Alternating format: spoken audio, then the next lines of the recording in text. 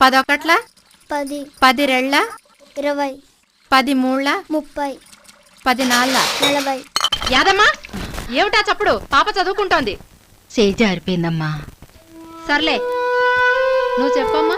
10 ఐదుల 50 10 ఆరుల 60 10 ఏళ్ళ 70 10 ఎనిమిదిల 80 10 తొమ్మిదిల 90 10 పదుల. చిచి ఎన్నిసార్లు చెప్పాలి? పాప చదువుకుంటోంది, బుద్ధి లేదు. నాలాగా కాకుండా నా కూతురు బాగా బతకాలని నాకు ఉంది. కానీ ఏం చేసేది? నా చేతుల్లో ఏముంది? అంతా మా తలరాత. చూడమ్మా, అలా తలరాతను తిట్టుకుంటూ కూర్చుంటే కుదరదు. నువ్వు మీ అమ్మాయికి మంచి భవిష్యత్తునివ్వచ్చు. దానికి మార్గం ఆమెను చదివించడం ఒక్కటే. బడికి పంపించమ్మా, పని కాదు.